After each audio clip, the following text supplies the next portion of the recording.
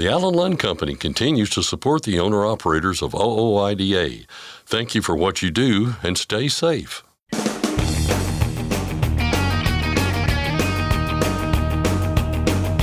OOIDA, representing America's truckers since 1973, presents Landline Now with your host, Mark Redding.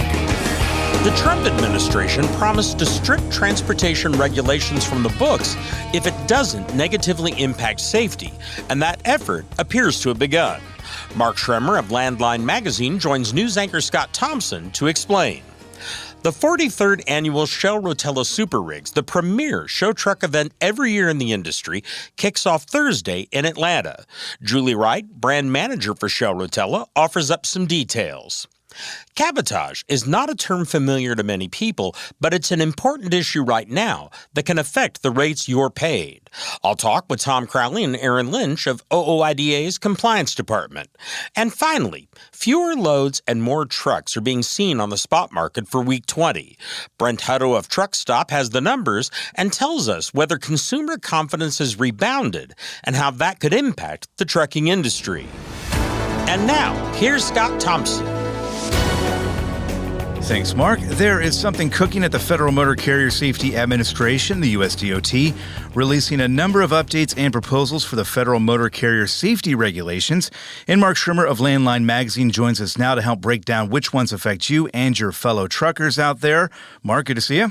Yeah, Scott, thanks for having me. So, Mark, the Trump administration promised they were going to do this. They promised they were going to strip transportation regulations from the books if doing so does not negatively impact safety. That effort appears to have begun here. Fair to say, I think at this point, that most of these, at least so far, at least in this release that we got here, are related to paperwork and administrative type work. Is that fair? Yeah, I think so. And if you remember back, so in April when they put out that they're going to do these deregulatory actions and asked for the public for comments of ideas of things that, like as you mentioned, could be rescinded or modified without hindering highway safety or safety in any of the DOT avenues there. And a lot of the comments, and we've talked about this before, we're looking at those big ticket items, and then we're looking, and a lot of truck drivers were mentioning speed limiters, ELDs, hours of service. But here, I think at the beginning, they were looking at a couple of things. They kind of started off with the low-hanging fruit, and we have all of these things that are those that, maybe they are just a paperwork thing or kind of an administrative type of deal that if you remove them, it's just a burden. It's something that was not mandated by Congress. It was something that was just put in by bureaucrats. And they're saying, hey, that's one thing we could remove. And basically, how it feels to me, I think there's 18 proposals. And like I said, a lot of them are looking at kind of rescinding different things. It's making that big fat green book a little bit thinner. Is what it's doing right now, and I think that's positive. While most of these probably are not going to be life changing for drivers, but I do think overall, if that book gets a little bit thinner, that most truckers will probably be a little bit better off. Yeah, a lot of those comments, mentioned hours of service, ELDs, and things of that sort. Nothing, at least in terms of big news with regard to either of those. Not to say that they won't come down the line at some point, but exactly. For now, no. But there are a few highlights, and again, things that I think people out there will probably welcome. And let's run through a few of those highlights here, starting with a proposal that would remove the labeling requirements for rear impact guards, something that OOIDA has been pushing for a little while now. Yeah, and so what was kind of happening, I was seeing, is that, had these label requirements to, show that they were certified as being, proper rear impact guards.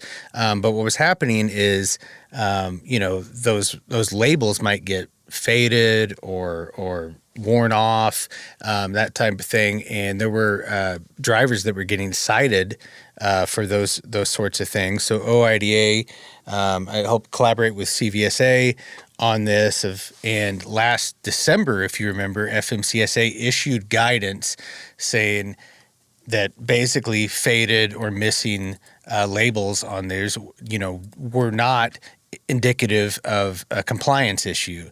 Now we've taken a step further where this proposal that now have 60 days chance to comment going forward would make that guidance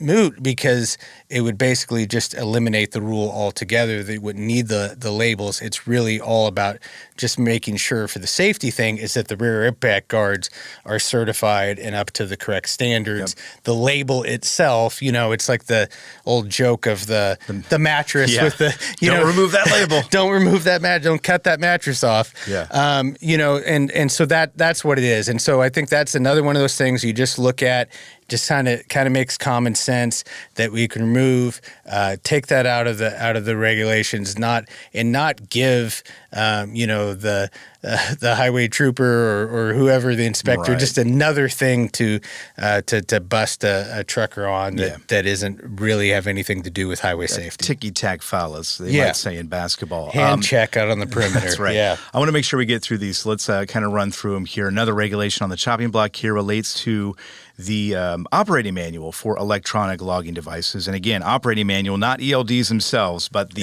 manual and the requirement that it is in the cab with you, right? Yeah, and I like this even, this reference into there about this proposal of removing that requirement that operating manual is in the vehicle. There is no readily apparent benefit to continuing to require that the user manuals be in the commercial motor vehicle. And so this proposal would eliminate an unintended regulatory burden on motor carriers without compromising safety. I think that sums it up. Again, it's just like it seems like these technical kind of rules. It's not really the spirit of the rule of the idea of what highway safety it's about. It's just this little procedural thing, another one that you can remove. And again, I know I'm being redundant here, but making that book just a little bit thinner. Spare fuses, we've got one related to that as well. Yeah, and so that's one of those, and I'm curious to kind of see once the comments come on this if some people will think there are some benefits to this, but it was basically it would need like a backup fuse for every one of every different size, on the truck and all of that, and I'll be curious if people think that that is a worthwhile, benefit or not. But that's another one that's not immediately directing any highway safety sort of issue. But yeah, it would be interesting to hear what the ramifications on all of that or what different people's opinions are. But yeah, it's just another example of something that they think is not something that is an immediate requirement or just another thing that drivers and truckers have to deal with, that they could relieve that regulatory burden. Yeah, and a couple other things too regarding self-reporting requirements, the daily vehicle inspection reports. Because we live in the 21st century, we have access to email and everything's connected. There's some administrative stuff there as well. You can go to landline.media and check out Mark's story to get more details on that and on many other things. Mark, we appreciate it, and we'll talk to you soon. Yeah, thanks, Scott. And that's Landline Now News for today. Back to you, Mark. Thanks, Scott. Next, Julie Wright of Shell Rotella offers up a preview of Shell Rotella SuperRigs, which takes place later this week. I'll discuss the problem of cabotage and how it relates to other current trends with Tom Crowley and Aaron Lynch of OOIDA's Compliance Department, and Ashley Blackford discusses the state of the spot market and consumer confidence this week with Brent Hutto of Truckstop. We'll be back in just a moment. I'm Mark Rettig, and this is Landline Now. At Truckstop, we built a better load board for carriers like you. Sign up today and access over 600,000 loads on the most trusted online load board. Learn why the best in the business rely on Truckstop to make more money and start driving your profit today. Are you tired of the IRS following you around like a dark cloud? Call 888-557-4020 and get your life back. Firestone's FD694 drive tire for long haul and regional applications now delivers 126,000 more removal miles than the Yokohama TY517 MC2. Contact your Firestone commercial dealer to learn more. Landline now, welcome back. The 43rd annual Shell Rotella SuperRigs gets underway this Thursday at the Atlanta Motor Speedway, and we're going to get a sense of what attendees and participants can expect, courtesy of our next guest. Julie Wright is the brand manager for Shell Rotella, and I started by asking her how all the preparations have been going in the lead up to the big 3-day event. Yes, everything is going great. We are super excited. You mentioned 43rd annual Shell Rotella SuperRigs event. So we have a long history with this event.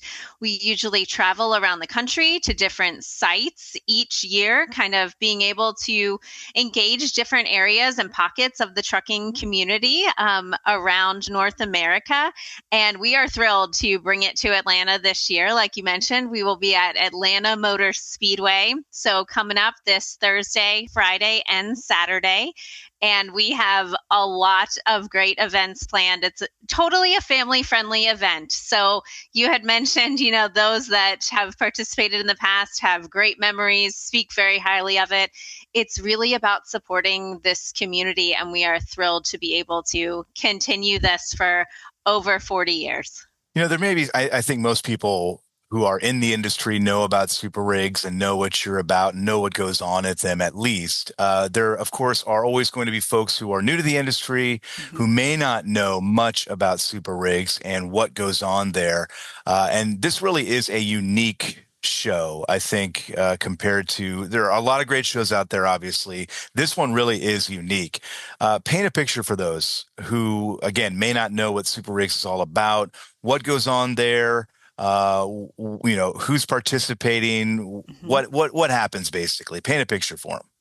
Yes. So Shell Rotella SuperRigs is one of the premier trucking shows in North America. And what we are really focused on here is celebrating the working trucks, showcasing those working trucks and the power and beauty of them that keep this country moving. So we have over $25,000 of prizes and cash that are given out over the course of the 3-day event. And they are judged in categories that range from best engine to best in show. So we have judging open for Thursday, Friday, and Saturday, over 12 categories that all these beautiful trucks are judged in. And we give out all the prizes and announce the winners on Saturday afternoon. So we are so excited this year to be able to expand one of the fan favorite categories, which is the best lights category. So this happens on Friday evening. And all the trucks light up like, Christmas trees. And there's such a buzz and an energy to be able to walk around that parking lot and see all these beautiful trucks lit up with all of their lights on, and just the pride and passion that these truckers have for their vehicles. We have expanded that best lights category from 1 winner to 3. So we will be able to really punctuate the event. This is a monumental moment in the event, and we really want to give it its due recognition. So we have the light judging on Friday night that is followed by, concert and fireworks. It is really a family-friendly event. It is free to come out and just take in all these beautiful trucks and the themes and the paint schemes and all the chrome and just the passion and time that these truckers dedicate to, polishing, repolishing, the upkeep of their engines, keeping this machine working in pristine condition. And that really is the great tie to the Shell Rotella products. We support these truckers throughout their journey. around the country, keeping us all moving, silently behind the scenes. So if you're new to the industry, if you are a seasoned trucker, if you are in the Atlanta community, please come out, enjoy and celebrate these truckers and their big rigs with us this weekend. You talked about the pride there that these individuals have for their trucks. And this has been going on, as you said, for more than 40 years now. And I know you've got people who come back each and every year. Talk about that, because it really does. It has become a family among these truckers who have these working trucks who are beautiful trucks. And they come out each year and they compete. And more than anything, it's really about having fun and seeing everybody, isn't it? Ultimately, it's about the community that we have created and the community around this industry.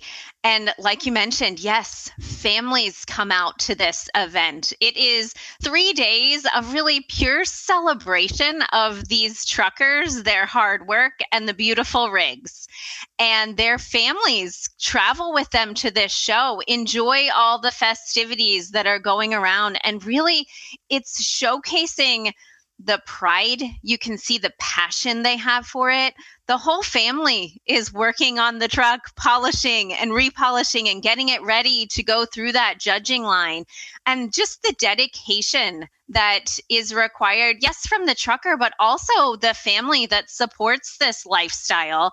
And ultimately, this truck is their business card in a lot of senses. This is how they portray themselves to the world, and just the absolute pride that they take in that, and the pristine condition that they present themselves and their truck with. It is really, really inspiring when you see it. You really have to be around it to see the children's smiles and the anticipation, when their parent is the driver and they have just seen their parent win something at SuperRigs, and they are just beaming with pride as well. And ultimately, a lot of them do follow in their parents' footsteps and kind of take on the family business. And we see that year over year, that is especially true with a lot of our trucks that are showcased in the Shell Rotella SuperRigs calendar, that we will see stories of, my dad was showcased in it in, the 80s, and now I'm here and I've brought, my child with me, and we are continuing this tradition. It really serves as a way to, in a sense, like immortalize this work and this dedication and just the beauty that is all of these big rigs. Yeah. And I've got, as I look to my left here, I've got calendars I've actually got two of them on my wall for this year, and I put them up there every year. And it really is cool because, as you said, they're immortalized, in these calendars, and it's beautiful. The beautiful truck, beautiful photography, the environment around it as well. So it's really cool. You've been to more than a few of these over the years. Is there any category that you look forward to most? I imagine the people is probably the easy answer, seeing all the familiar faces and everything. But is there a particular category that kind of piques your interest? For me, my favorite is, of course, Best Lights is great. I love seeing that and experiencing the whole environment around that on the Friday evening. But I also, I love the best theme. A lot of these truckers continue or have a theme that they go right from the paint scheme all the way to, cutouts and some chrome finishes. It's really neat to see all the detail work that has been put into these big rigs. So I like some of the lighter, more fun categories, if you will. Has there been a particular theme or two that people would be, entertained by, kind of creativity there? Anything that caught your eye? The best theme winner last year was a witch theme. So a lot of witch hats and broomsticks, and it was from, the paint scheme to things that were even cut out on chrome pieces on the door or the fender or, the hood ornament. It all worked together. And it was really cool because you don't notice all that until you're up on the truck and kind of, taking a closer look. So it's very cool to see. It's kind of like an artist in a sense, It's like you don't see all the little detail work until you're up on the painting in a lot of cases. So it really is. Think about it. It's like their canvas, it's the way that they have expressed themselves. And it's just so fun to see. Yeah. And each one, I think each truck that you see in this particular show is a work of art in its own respect, right? Which is what makes it really cool. How many trucks are you expecting this year to be competing? We'll probably have over 100 trucks there. Over 100. So a lot of expressions there of individuality for sure. A lot of expression, yes. You mentioned the Friday night festivities. I think you said fireworks, light show, concert as well. Mm-hmm. What can we expect there? Yes. So we have the light judging competition. And during that, those few hours that is going on, we will also have a band on site. They are called Emerald Empire Band. So they are local to the Atlanta area. So they will be out there giving us a show. And as soon as they conclude, we will have a fireworks spectacular to kind of cap off the night. So very excited. Friday night is a really big, fun time for us there at SuperRigs. And I don't want to forget on Thursday night, we will be having a truck parade through the town of Hampton, Georgia, which is just right across from the track there, real close. So you can come out to Main Street there of Hampton, Georgia, and watch these beautiful big rigs parade by and just drum up some excitement in the local community to come on out to SuperRigs and see all the trucks. So we have all the fun Thursday, Friday, Saturday, also fun, but then the tension is kind of there, right? When the judging and the results come out, right? Yes, we will have the judging line open about half day on Saturday, and then all the results are tallied, and we have a contestants only award ceremony that afternoon, and we will have all the winners named, and we'll get that out to everybody, especially quickly via social on Saturday afternoon. And then December, roughly, the calendar comes out. So this really is kind of an all year thing, right? Just for folks, and you talked about it earlier too, but if you're in the Atlanta area this week or weekend, they can come on by. They don't need to necessarily, buy tickets ahead or anything. They can kind of just walk up and you've got truck parking clearly there as well, right? So really just inviting everybody out, right?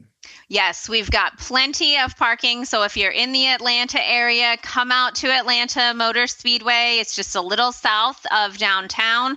That goes for the local community as well as the truckers. If you have not registered, it is not too late. We accept registrations through Friday. So if you're in the area, if your route kind of changes, come on by, check out the fun. We'd love to have you compete or just be part of the show. It is a completely free to enter event. It is open to the public. Just come on down. We'll have food trucks. We have a couple vendors, and of course, the trucks are the main attraction. So get to experience them, walk around up close, check them out, talk to the drivers, and just help us celebrate this awesome industry and this community around these truckers that keep North America moving for us. Our thanks to Julie Wright of Shell Rotella. For more information about SuperRigs taking place for 3 days starting Thursday at the Atlanta Motor Speedway, we've got a link at landlinenow.com. And now a break, but Landline Now is back right after this. Dispatch, I picked up that load of steel, so I'm ready to roll. Sounds good. Remember, we're getting paid by weight, so make sure to use a cat scale. I wouldn't weigh anywhere else. Forget miss accuracy, weigh your truck on a cat scale. Penske is the trusted source for quality used trucks. Whether you search our website, call our sales staff, or bid at our online auction, you are sure to find the right used truck for your business. Visit PenskeUsedTrucks.com to view our inventory and learn more.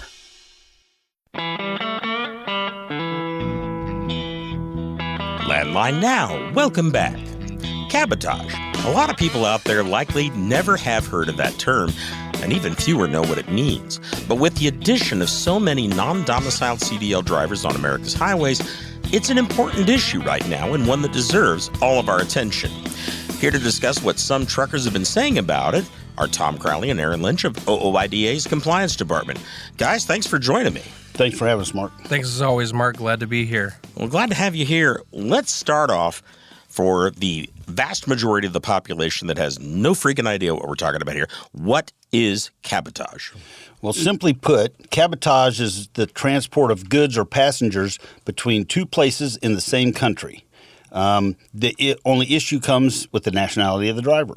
If you have a foreign driver, say in the U.S., that does point-to-point within the U.S., that is cabotage. That is illegal. Same thing if you're in Canada. If a U.S. driver goes to Canada, you cannot do point-to-point within Canada. You can take product from the U.S. to Canada, from Canada to the U.S., but you can't do point-to-point in another country. Yeah, and that's true for truckers from Mexico as well. And this is something, as I recall, that goes all the way back to the days of sailing ships hauling most of the cargo, that they didn't want them, like moving from New York to Virginia. It's like, bring it to New York, you go back to Great Britain or wherever you came from. Yeah, it goes back about to 1926 is what some of the information that I had found. And it basically prohibits, it stops foreign entities from coming in and taking the local work, that nation's work. Now, I know that that's a general rule, what you've described there. Are there any differences in the rules for the U.S. versus Canada? Not that I'm aware of. I mean, it's pretty, it's point to point, and it works both ways. Yeah. It's also for Mexico as well. That was part of that NAFTA agreement, as far as that goes. But it refers to point-to-point transportation of property or passengers within the specified country. Yeah. And that's essentially kind of what it is. Goods like Tom alluded to can't be point-to-point in the United States if you're not a United States citizen. Yeah. Well, and vice versa with Canada. I mean, if you're based in Mexico, based in Canada, because it doesn't apply to all drivers who originate with foreign countries. This applies specifically, at least here, to that, I think. But one of the big problems here, and correct me if I'm wrong, is this really enforced in the U.S. at all? I have never seen enforcement, never even heard of enforcement. It would be enforced by the Border Patrol and customs. And customs, and you just don't see them running around in the middle America, Maybe along the border areas there has been enforcement, maybe. I've never heard of it or seen of it. I know I ran a lot of Texas and, southern, and now I've had Border Patrol want to stick their head in my sleeper and make sure I didn't have people in there or behind my fairings or stuff like that. But I've never even been checked for cabotage or for the possibility of such. Okay. And that's really kind of the outcry from some of our callers. The assumption, and sometimes it's dangerous to assume, but the assumption is that, these, as far as that goes, people from either Canada or from Mexico are potentially doing point-to-point, and they're doing it for months at a time, which is, in fact, helping drive the rates down. That's the assumption. Now, whether you can prove that or not is a different, story. But that is kind of the generalization of the calls that we're getting, not necessarily that, it's being enforced, because like Tom said, you don't really see them, we live in Missouri. I don't really see Customs and Border Patrol around here. Yeah. No, and it goes a little deeper too, even for trailer movement. You can't reposition a trailer. Now you can deliver a load, say a Canadian driver comes to the U.S., delivers a load, then they can stop someplace else and pick up a load going back to Canada, but they can't just come down and reposition trailers, which would be something that a U.S. driver would do, and that's taking away the opportunities of those that are within that country. And that's just for the simple fact that when that happens, the trailer is the freight at that point in time. Correct. Yeah, and I remember one of the ways we talked about many, many years ago that people were kind of doing this. If someone, say, from Canada brought a load down to, say, Minneapolis, and then they were supposed to pick up one, say, in Chicago and bring it back across the border, it was just very tempting to grab a load from Minneapolis to Chicago to fill in that triangle. Exactly. And that's where we run into the problem with the law. Yeah, and it does. And like Aaron was talking about the rates, that's something that driver is likely to do for a lesser amount of money. Yeah. And that pushes the rates down as well. And then there are supposed to be penalties for violating the cabotage laws.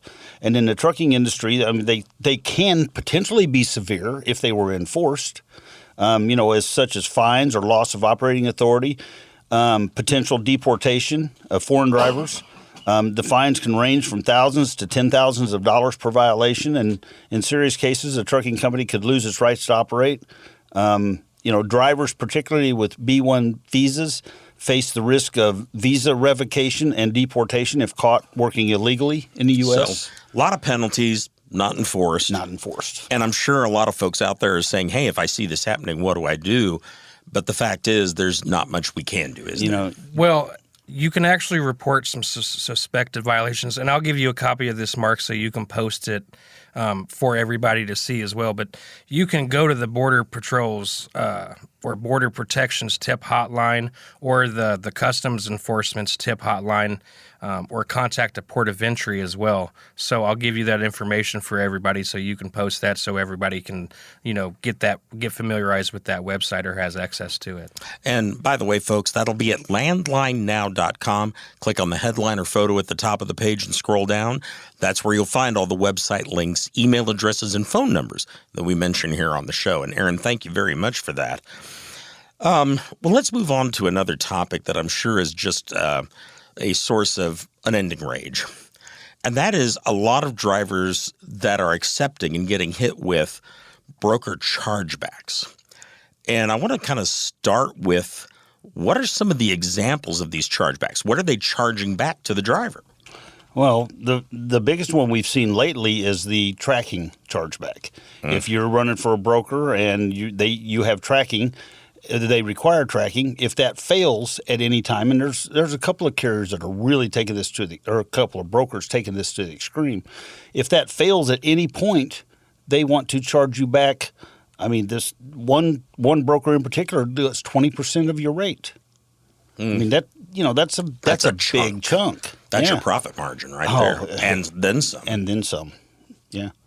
I also know you had told me a while back, one of you two, that if drivers don't answer or reply to a message from the broker as quickly as the broker thinks, that can be. Yeah, there can be some language in the contract in regards to that. You don't see that nearly as much, but it is out there. And we review contracts, specifically broker carrier agreements all the time. So, if you want to send it in, we'll always try our best to look at it. I try to turn one around same day, maybe 48 hours. But that is in not typical, but it is in there. I mean, you even see, you got your late fees.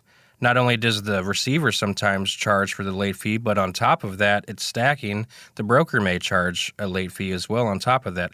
I've even seen where if you deliver early and there is a certain shipper / receiver out there, I won't mention their name, is known for charging you when you deliver early. And it's Makes one no of the sense. It's one of the big boys out there too, and it does make no sense. I mean, you get there, you would think they want their product as soon as possible. Not anymore. It's just another way to charge you back. And I urge people, read those broker carrier agreements, read those rate cons, because that's where this stuff is. It's in there. A lot of times people don't read it. That verbiage gets changed regularly and more stuff added, and people don't realize it until they get stuck on something. And we should mention here, we know there are a lot of good brokers out there. There are, absolutely. But we have some that are not really acting, let's say, in the interest of the truck driver in this instance. I'm going to try and be very nice about that. You mentioned that these end up in the contract. So do you really have a choice if this is in your contract, if you go with that broker, or can you negotiate something like that out? Well, I mean, legally, you could negotiate it out, but both parties have to agree to it. And show me a broker that's going to agree to you changing their broker carrier agreement. I mean, it just doesn't really happen. You know, these brokers, they throw out these very lopsided, heavy-handed agreements, and as a small carrier, I mean, you take it or you don't haul for them. And some of them, I would tell you, you're better off not to haul for. You mentioned there's small carriers, and of course, on the two of you have come on here many times and given the advice that if you're just working through the load boards, that you're probably not going to make as much money as you think. And this is a good example of why people need to develop relationships with shippers directly, right? Oh, absolutely. Absolutely. I mean, if you're only hauling off the load boards, you're getting the freight that these brokers or shippers would give to their preferred carriers, except for the preferred carriers turned it down and said, no, that doesn't pay enough. I don't want that. And that's the stuff that falls down to the load boards. Well, and like Tom alluded to, just the way with things are with the rates the past couple years and with the environment, the broker doesn't necessarily have to negotiate out of the contract with you. There's other options out there, and a lot of times they can even get it hauled for less if they keep looking around, you know, as far as that goes. So there's not a lot of leverage or negotiating power. Your word is kind of all you have right now until the rates do go back up. Then you get a lot of leverage because that means that capacity is also, you know, on your side. More demand, less supply of capacity. Yep. Yeah. And that's part of it too, is the capacity. I mean, when you've got drivers beating each other up for that low rate, brokers love it. They just, I mean, you know, and I know there's a lot of folks out there listening that have been headed to a load or went to pick up a load, checking in to get it, and heard, oh, well, that load's gone, and or it canceled with no excuse. That just means the broker got somebody to take it cheaper. Yeah, I mean, that in more times than not. And then you turn around and try to do truck order not used on you, and they'll say no, because it's not an actual rule. You know? And you got a contract. Needs to be in your contract before you haul that load. And these brokers, they don't want to put this stuff in there. That way they can promise you one thing and bail out. And that's not to bash, you know, one side of the industry as far as brokers go, but it's inherently biased. Whoever writes the contracts is going to be slanted either consciously or subconsciously towards that party. And brokers are the ones that write the contracts, not the drivers, unfortunately. And I would have to say, I'll just throw it out there, it's consciously. They know what they're doing. They absolutely are taking advantage of the small carriers and the situation. I mean, you almost can't be mad at them because the small carriers allow it to happen.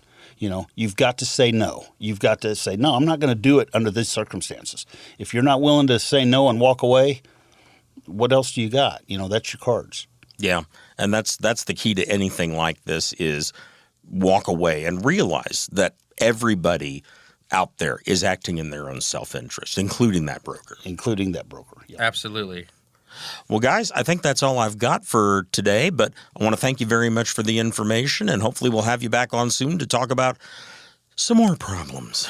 There's plenty out there, Mark. Thanks for having us, bud. Thanks as always. Glad to be here.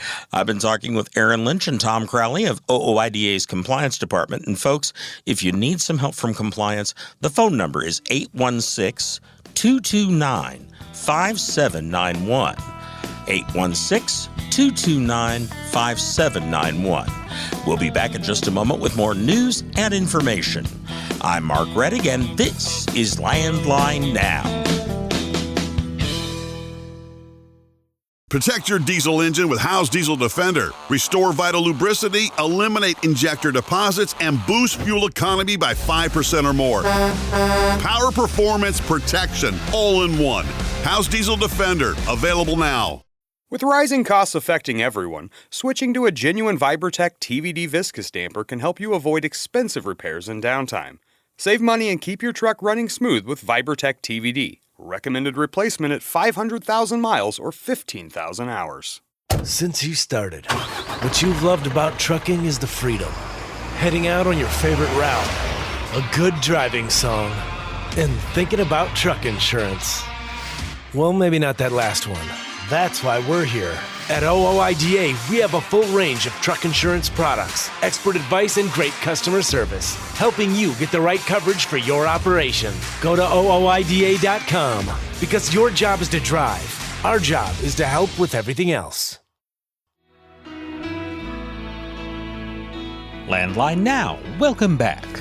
If you're hauling freight and running your own business, you need to keep track of some basic facts and figures that can determine whether you succeed or fail. And that includes finding the freight and how much money you can make hauling it. Today, Landline Now's Ashley Blackford will bring us some of that information and get some insight as to why things are happening with the folks from Truckstop.com. Here's Ashley now with the report.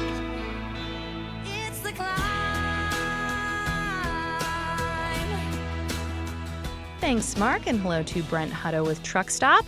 Brent, let's dive right in and talk about what the market is looking like. So we're fully into this year. We're fully into what this marketplace is going to look like for owner-operators, and I'm excited. If you hear excitement in my voice, it's because I'm excited because rates continue to climb, and that's why I put The Climb from Miley Cyrus. I'm sure that anybody 35 and under can sing that song, and I know all my daughters certainly can.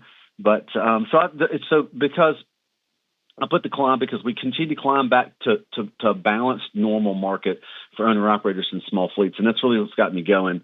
You know, the data this week actually kind of reflects it too, and it started reflecting it, many months ago, as far as how things were continuing to rebound or get back what I would call to fully normal, a normal, balanced market where small players in the market, small fleets in the market, and owner-operators and small fleet players aren't really just getting torched by all of the challenges with rates or fuel or anything else. And so, but the data reflected that. So last few weeks we've been up quite a bit. The normal for the sort of index in the market demand index, Truckstop's number that we've had out there for over 20 years. It's usually about 55. That's the balance in the market. We've been in the 90s. It was 100 2 weeks ago. Last week it was 92. So that's still very, very positive for owner-operators. And the most important thing, load posting volumes. They jumped up tremendously with all of the tariff talk back and forth. They jumped up tremendously, and they continue to stay up. Well, they increased from week to week, and they were already. Here's the thing that when I say increase, okay, it was an increase, Brent. That's great. What do you mean? Well, there's 30% more freight in the spot market than normal. So that's a major opportunity for owner-operators and small fleets. So that's what's really got me excited is that when there's more freight, rates always continue, they always follow. And speaking of rates, and remember when I say rates, I always talk about rates with fuel. And these are posted rates. So these are not the final negotiated rate. The final negotiated rate is in my opinion, in my experience, always higher than this. Because if you're really good at what you do, and most owner-operators are really good at what they do, they're able to negotiate better. So it went from $2.44 to $2.45. That's overall. Van increased 7 cents, which is really good. It's above $2. It's $2.01. So that's a really good metric for owner-operators. The good thing is it's up 19 cents in the last 2 weeks. So that's really good because van is the dominant segment of the market. A lot of owner-operators love to run flatbed and reefer because they get much higher rates.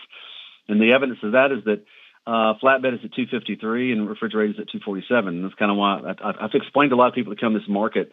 Owner-operators like the freight that pays more. So you want to know why they don't haul a lot of van, even though the van's a dominant part of the marketplace, is because they can get $2.53 over $2.01. That's a big difference. Fuel went up 1 cent, but it went down 1 cent 2 weeks ago, and went up 1 cent last week. And so it's been remaining steady at about 42, 41 cents, which is really good. And that big measurement that we always talk about, what's the contract part of the market doing? Well, the rejections in the contract market have continued to stay above 5%, and it's been that way for over 33 weeks, which is great. But the good thing is it's way above 5% right now. It was at 6.69% rejected contract rate.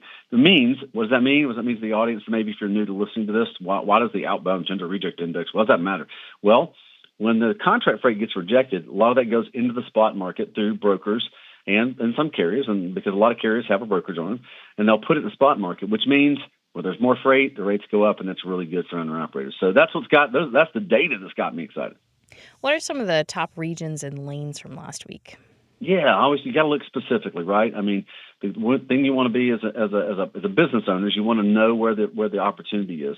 Well, if you just look, load availability is high, and so I'm not looking at week over week right now. I'm just looking at year over year because week over week, it already jumped up tremendously from a load availability 2 weeks ago. So week over week, because it was kind of even, it was only 0.2% above last week.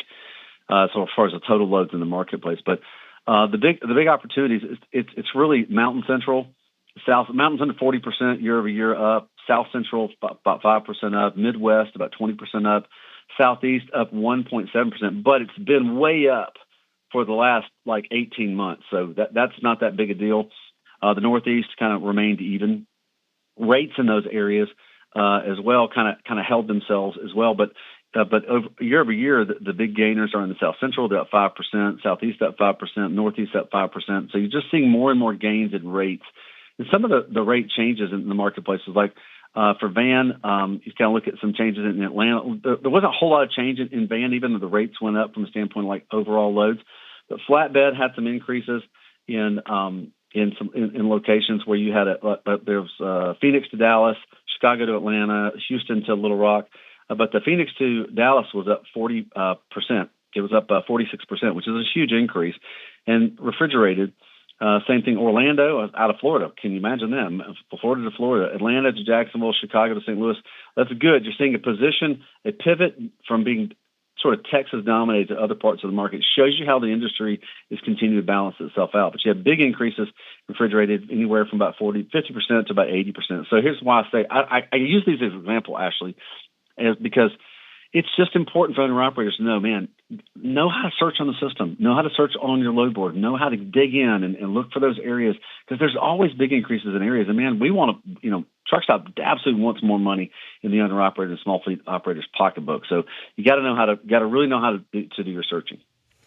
Now, you have some details on the U.S. consumer confidence, how it's doing. What's going on there? Yeah, absolutely. So I got two things, and I'll end with both of them are kind of positives. So, as the U.S. consumer goes, trucking goes. And I say that because a lot of times truckers go, we're kind of our own market. We kind of control things. But that's not really true. The truth is that trucking is a derived demand of, in other words, it is an output of the U.S. economy. In other words, if the U.S. economy is doing well, trucking's doing well. If it's not doing well, trucking's not doing well.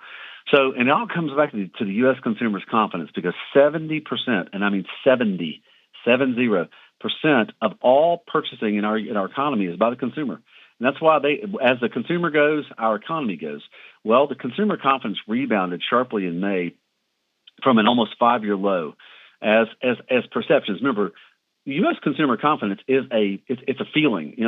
Do consumers feel like they're willing to take a risk or buy things or do things or buy homes or take risks? And so that's really important to our economy. So I love anything. I'm always looking at U.S. consumer confidence, because when it goes up, that means our economy's got some strength to it. And so that's super important. So, and I'll close on the last thing. I talked a little bit about rates, and I talked about them being up year over year. And one of the biggest players in the market is a company called RXO. It's a division of XPO, which is a major player in the market. But RXO is the third largest broker in the world. They're a massive company as far as how big they are. And so they move a tremendous amount of freight. But this is the cool thing. The cool thing is that when I talked about rates, and this is from the CEO of RXO, they put a nice information piece out every single week called the Curve, and but this is a cool thing. So it's a trend. It said largely started in about 2023 when we talked about this, how rates went up last year and how they're going to go up again this year to get to even. But truckload spot rates were up 9.1% year over year just in the first quarter of this year. So that's super, super great, because there were increases last year. And so if we can continue on this march of these spot rates continuing to go up, then the owner-operator and the small fleet owner-operator benefits. And I think that's super important, because you need to always look at what are rates doing year over year and see those increases, because if we continue on this line, we'll get back to normal, hopefully above normal by the end of the year. And that's really what's got me excited, Ashley, for every owner-operator and every freight mover in the marketplace. That was Brent Hutto with Truckstop. Mark, back to you. Thanks, Ashley. That's our program for today. Thank you for joining us. I'm Mark Reddick, and this is Landline Now.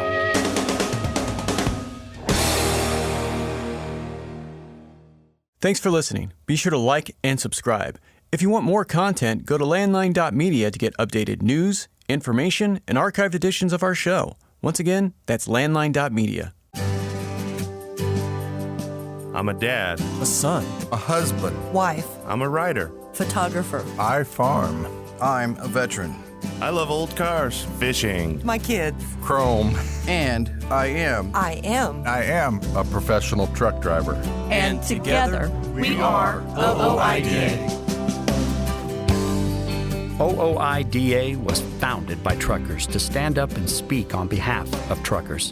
We've done that by combining the individual voices of our members into a single, powerful voice. Protecting your interests, defending your rights. Join us!